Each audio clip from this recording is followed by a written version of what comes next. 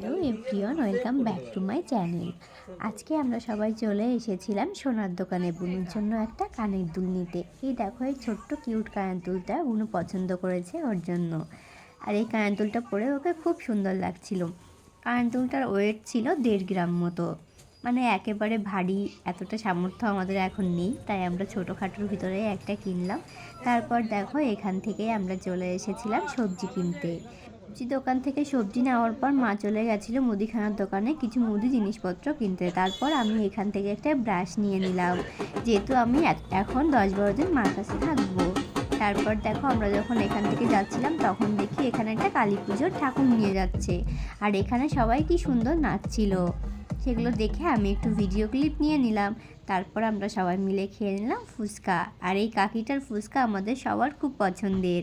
এই কাকিটা আমাদের বাড়ির সামনেই বসে। এই দেখো আমাদের বিল।